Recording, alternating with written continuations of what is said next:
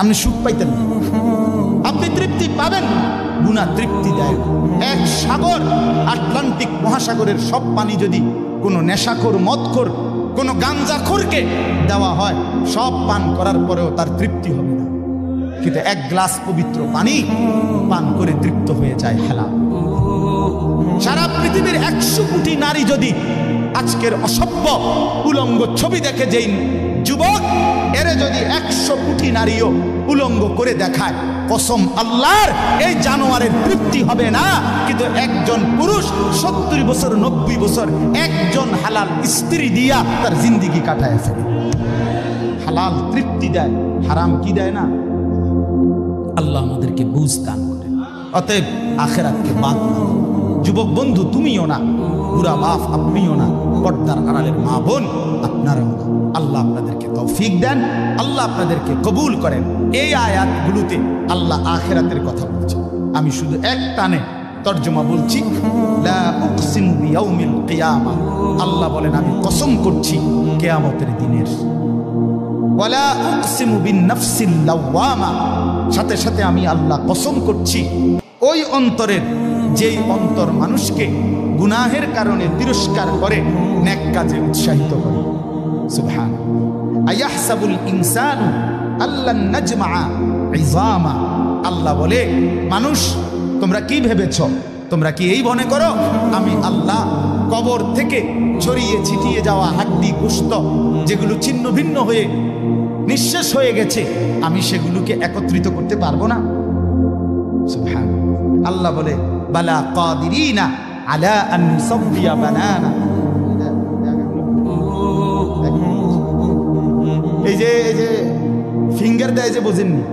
Finger নেয় না, finger এই এতটুকু জায়গার মধ্যে 800 কোটি মানুষ যদি ফিঙ্গার দেয়, এই জায়গা একরকম একই সাইজের এই বৃদ্ধাঙ্গুলির এটা, কিন্তু 800 কোটি ফিঙ্গার ভিন্ন।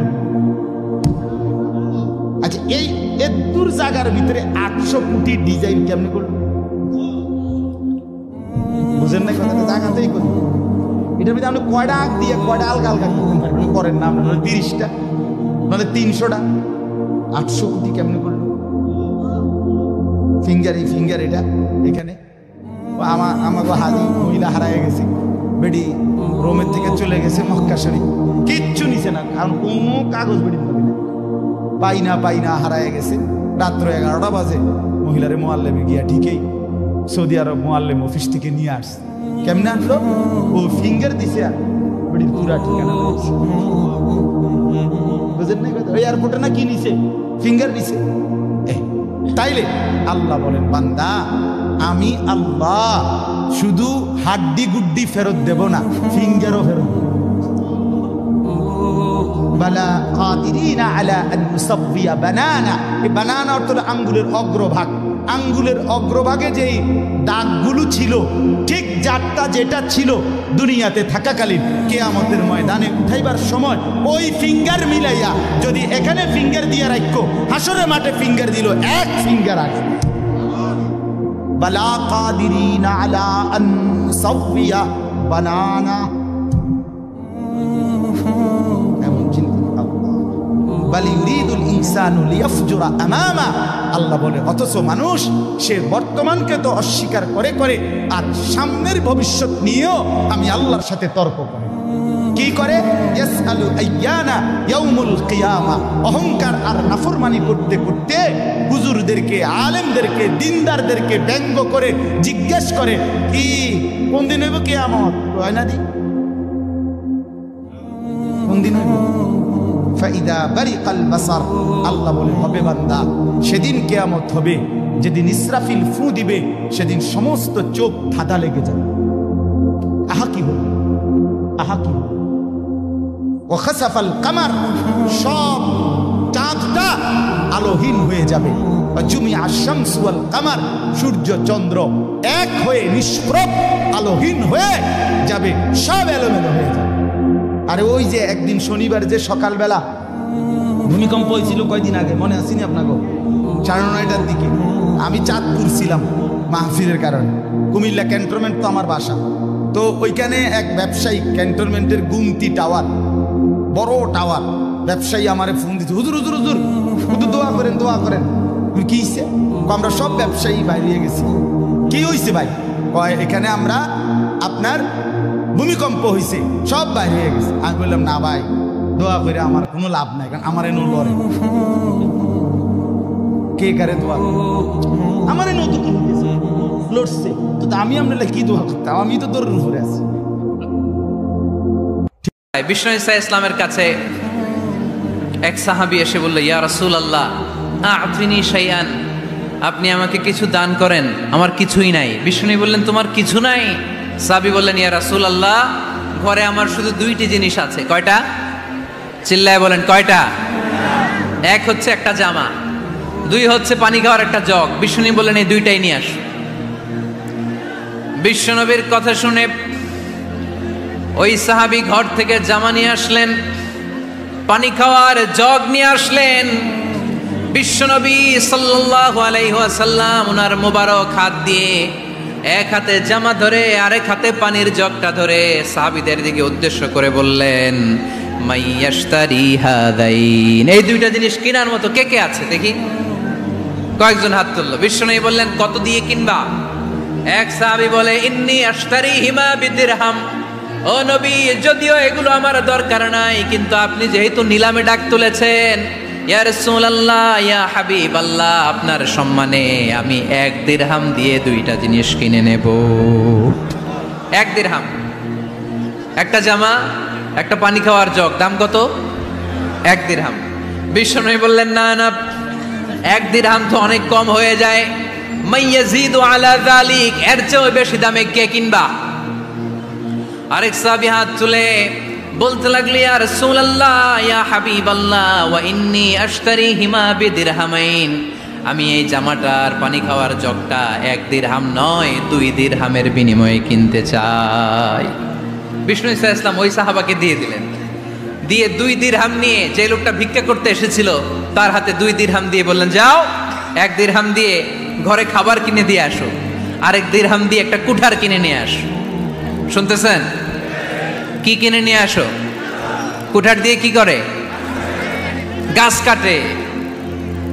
ওই সাহাবী কুঠার কিনে নিয়ে আসার পরে বিশ্বনবী নিজ হাতে কুঠারের মধ্যে একটা কাঠের হাতল লাগাই দিলেন। আল্লাহু আকবার! হাতল ছাড়া কুঠার ইউজ করা যাবে? বিশ্বনবী নিজ হাতে ওই কুঠারের ভেতরে একটা হাতল লাগাই দিলেন আর বললেন, লা উরিদু আন আরাকা 15 আইয়াম, এই কুঠার নিয়ে জঙ্গলে যাও, গায়ে অনেক শক্তি আছে, কাঠ কাটো, এই কাঠ কেটে বাজারে বিক্রি করো, সামনের 15 দিন যেন আমি আমার চোখের সামনে তোমার না দেখি। বিশ্বনবীর পরামর্শ অনুযায়ী কুঠার নিয়ে ওই সাহাবী জঙ্গলে চলে গেলেন। কাঠ কেটে বাজারে বিক্রি করতে করতে 15 দিন পরে 10 দিরহাম নিয়ে বিশ্বনবীর দরবারে হাজির হয়ে গেলেন। 10 দিরহাম নিয়ে বিশ্বনবীর কাছে হাজির হয়ে গেলেন। সাহাবী এসে বলল, ইয়া রাসূলুল্লাহ এখন আর আমার ভিক্ষা করা লাগে না, আমার গায়ে অনেক শক্তি আল্লাহ দিয়েছে, আই এম ভেরি এনার্জেটিক, আপনার দেয়া বরকতের কুঠার দিয়ে আমি কাঠ কেটে কেটে স্বাবলম্বী হতে শুরু করেছি। তুমি এমন ভাবে আল্লাহর ইবাদত করবে যেন তুমি আল্লাহকে দেখতে পাচ্ছ, মানে আল্লাহ কনসিয়াসনেস। আপনি নামাজ পড়ছেন, মনে মনে চিন্তা করছেন আল্লাহ আমাকে দেখছেন। আপনি ব্যবসা করতে বসেছেন, মাপছেন, ওজন দিচ্ছেন, একটু কম বেশি দেওয়ার সুযোগ আছে, কাস্টমার দেখছেন আপনাকে, কিন্তু আপনি চিন্তা করছেন আল্লাহ আমাকে দেখছেন। আপনি কি বুঝতে পারছেন? কি বুঝতে পারছেন? আপনাকে একটা বিল পাস করতে দেওয়া হয়েছে, আপনার সুযোগ আছে এখানে দুর্নীতি করার, আপনাকে টেবিলের তল দিয়ে টাকাও দেওয়া হয়েছে, আপনি নেওয়ার আগে চিন্তা করছেন যে আল্লাহ আমাকে দেখছেন। আপনি আপনার বান্ধবীর সাথে পড়াশোনা করছেন ফ্রি মিক্সিংয়ে, আপনার বান্ধবী আপনাকে প্রপোজ করছে, চলো আমার সাথে একটু কফি খাও, চলো না একটু ঘুরে আসি, বান্দরবন ঘুরে আসি, চলো না একটু ঘুরে আসি। ঘুরলে কি সমস্যা? বন্ধু বান্ধব একসাথে ঘুরতেই পারে। আর আমি তো তোমাকে ভালোবাসি, তোমাকে বিয়ে করবো, সমস্যা কোথায়? তাই না ভাই? তখন আপনি চিন্তা করছেন যে আল্লাহ আমাকে দেখছে, আল্লাহ আমাকে দেখছে। আপনার সামনে সুযোগ আছে সুদের টাকা খাওয়ার, আপনি চিন্তা করছেন যে আল্লাহ আমাকে দেখছে।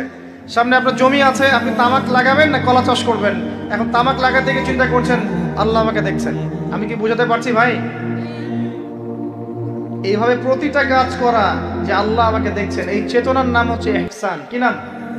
এটা অনেক উচ্চ পর্যায়ে। এই পর্যায়ে গেলে মানুষ আল্লাহর মারিফত পেয়ে যায়। এই পর্যায়ে গেলে মানুষ আল্লাহকে পেয়ে যাবে ইনশাআল্লাহ তাআলা। যখন একজন মানুষ প্রতিটা কাজে ফিল করবে যে আল্লাহ আমাকে দেখছেন। এই যে আপনি রোজা রাখবেন, খাবেন না, পানাহার করবেন না, বাথরুমে গিয়ে পানি খেতে পারেন না, কেউ দেখবে? কেন খান না? কি জন্য খান না? মনে করেন না যে আল্লাহ আপনাকে দেখছেন? এইটাই হলো ইহসান, যে আপনি চিন্তা করছেন আল্লাহ আমাকে প্রতিটা কাজেই দেখছে। আপনি আল্লাহ বিরোধী কোনো কাজ করতে পারি না, আল্লাহ আমাকে দেখছেন। আমি কারো প্রতি জুলুম করতে পারি না, আল্লাহ আমাকে দেখছেন। বোনের সম্পত্তি আত্মসাৎ করতে পারি না আমি, আল্লাহ আমাকে দেখছেন। নামাজ না পড়ে আমি বাসায় ঘুমিয়ে থাকতে পারি না, আল্লাহ আমাকে দেখছেন। যাকাত না দিয়ে আমি থাকতে পারি না, আল্লাহ আমাকে দেখছেন। রমজানের রোজা না রেখে আমি থাকতে পারবো না, আল্লাহ আমাকে দেখছেন। আমি পর্দা না করে বেহায়ের মতো চলতে পারি না, আল্লাহ আমাকে দেখছেন। এই চেতনার নাম কি?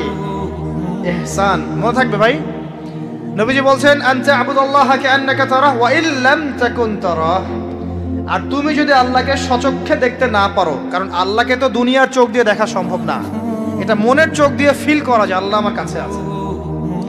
যদি তুমি আল্লাহকে দেখতে না পারো তাহলে জেনে রেখো ওয়া ইল্লাম তাকুন তারাহ ফাইন্নাহু ইয়ারাক, যে আল্লাহ পাক তোমাকে দেখছেন। এই চেতনা লালন করো।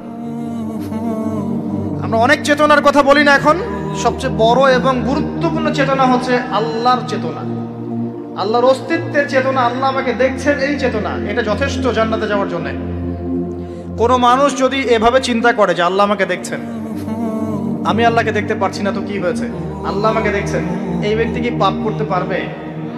এই ব্যক্তি গোপনেও কি পাপ করতে পারবে? যদি পাপ করেও ফেলে তার মধ্যে অনুশোচনা আসবে না? আল্লাহ আমাকে দেখেছেন। যদি পাপ পড়েও ফেলে দেখবেন 2 রাকাত নামাজ পড়ে বলছে আল্লাহ আমাকে মাফ করে দাও। আমাদের চলতে ফিরতে পাপ হতে পারে, স্পেশালি যুবকদের পাপ বেশি হতে পারে। যদি পাপ হয়ে যায় হতাশ হবেন না। পাপ হয়ে গেছে হতাশ হবেন না। ওযু করবেন, জায়নামাজে দাঁড়াবেন, 2 রাকাত নামাজ পড়বেন, ওই পাপের কথা আল্লাহকে বলে ক্ষমা চাইবেন। ইনশাআল্লাহ আল্লাহ পাক আপনার গুনাহকে নেকি দিয়ে পরিবর্তন করে দেবেন ইনশাআল্লাহ। তো শোনো, ব্যথাকার মানুষ রাসূল সাল্লাল্লাহু আলাইহি ওয়াসাল্লামের কাছে একজন ব্যক্তি এসে বলল, ইয়া রাসূলুল্লাহ, আমি যদি শুধু দিনে 17 রাকাত ফরজ সালাত আদায় করি এবং রমজান মাসে রোজা রাখি, ওয়া আহলালতুল হালাল ওয়া হারামতুল হারাম, এবং হালালকে হালাল হিসেবে, হারামকে হারাম হিসেবে মেনে চলি, ওয়ালাম আযিদ আলা যালিকা শাইআ, আদখুলুল জান্নাহ আদখুলুল জান্নাহ। একজন লোক কার কাছে এসেছে? মুস্তাফা সাল্লাল্লাহু আলাইহি ওয়াসাল্লামের কাছে এসে বলল, ইয়া রাসূলুল্লাহ, আমি যদি দিনে শুধু 17 রাকাত নামাজ, ফজর 2, জোহর 4, আসর 4, মাগরিব 3, ইশা 4, ব্যাস, কম না বেশিও না, আর আমি কোনো রোজা রাখবো না, কোনো শুধু রমজান মাস এসে আমি বরাবর পুরো রমজান মাস রোজা রাখবো, আর বেশিও রাখবো না, কমও রাখবো না। এবং ইয়া রাসূলুল্লাহ, ওয়া আহলালতুল হালাল, আল্লাহ যেটাকে হালাল বলেছে আমি কোনোদিনও তার বিরুদ্ধে যাব না। আমি এটাকে হালাল বলবো, এটাকে গ্রহণ করব, এটাকে পবিত্র মনে করব, এটাকে নিতে আমি আনন্দ অনুভব করব। ওয়া হারামতুল হারাম, এবং আল্লাহ যেটাকে হারাম করেছে আমি তা কখনো গ্রহণ করব না, আমি সেটাকে হারাম বলবো। চাই যাই হোক, পুরো পৃথিবীর মানুষ যুক্তি দিক, পুরো পৃথিবীর মানুষ বুদ্ধি দিক, পুরো পৃথিবীর মানুষ আবেগ দিক, পুরো পৃথিবীর মানুষ পালন করুক, ইয়া রাসূলুল্লাহ, ওয়া আহলালতুল হালাল ওয়া হারামতুল হারাম, আমি হালালকে হালাল মনে করব, ঘৃণা করব না। ওয়া হারামতুল হারাম, যেটা আল্লাহ দেয়নি, যেটা আল্লাহ আদেশ করেনি, সেটাকে আমি হারাম মনে করব। ওয়ালাম আযিদ আলা যালিক, আমি এর চেয়ে কোনো কিছুই বৃদ্ধি করব না। ওয়ালাম আযিদ আলা যালিকা শাইআ, আমি এই রমজান মাস ছাড়া রোজা রাখবো না, দিনে 17 রাকাত নামাজ ছাড়া নামাজ পড়বো না। আল্লাহ যেটাকে হালাল বলছে তাকেই হালাল বলবো, আল্লাহ যেটাকে হারাম বলছে তাকেই হারাম বলবো, এবং এর বেশি কিছু আমি করব না।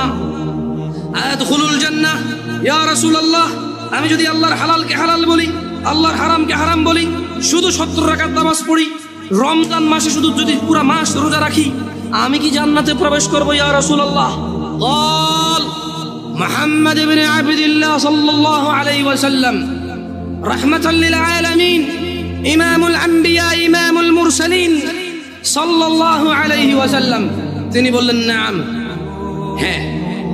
قال والله لا ازيد على ذلك شيئا, ওই ব্যক্তি বলল আল্লাহর কসম আমি দিনে 70 রাকাত নামাজ, রমজান মাসের রোজা, আল্লাহর হালালকে হালাল আল্লাহর হারামকে হারাম, এর বাহিরে কোনো কিছুই বৃদ্ধি করব না। সহিহ মুসলিমের হাদিস। আল্লাহর নবী বলেছে ও জান্নাতে যাবে যদি সে এটা করে। সে যে যা বলেছে। দিনী ভাইরা যারা আপনারা কঠোর পরিশ্রম করেন, আমি বলি কি শুরু করেন দিনে 17 রাকাত সালাত দিয়ে শুরু করেন। হাইয়া আলাস সালাহ বললে মসজিদে চলে আসেন। ওয়াল্লাহি সালাত কঠিন কিছু নয়। বেতাগার মানুষ, তোমাদেরকে ছোট্ট একটা উদাহরণ দিই, যদিও খুতবাটা আসলে খুতবা তো টাইমটা নির্ধারিত, ইনশাআল্লাহ এর মধ্যে শেষ করার চেষ্টা করবো সর্বোচ্চ। বেতাগার মানুষ, তোমরা যারা নামাজ আদায় করো না, নামাজ কঠিন কিছু তো নয়। আমি তোমাকে কি নামাজের একটা নমুনা বলবো? দেখো নামাজ কি জিনিস। আল্লাহু আকবার বললে, তুমি সানা পড়লে, আউযু বিল্লাহ পড়লে, বিসমিল্লাহ পড়লে, আলহামদুলিল্লাহি রাব্বিল আলামিন মানে সূরা ফাতিহা পড়লে, সঙ্গে যে কোনো একটা সূরা হইলেই হলো, সঙ্গে যে কোনো সূরার বড় একটা আয়াত হইলে হইলো, অথবা ছোট ছোট 3টা আয়াত হলে চলবে। আমি কি তোমাকে ছোট 3টা আয়াত পড়ে শোনাবো? আউযু বিল্লাহি মিনাশ শাইতানির রাজীম ওয়াল মুরসালাতি উরফা ফাল আসিফাতি আসফা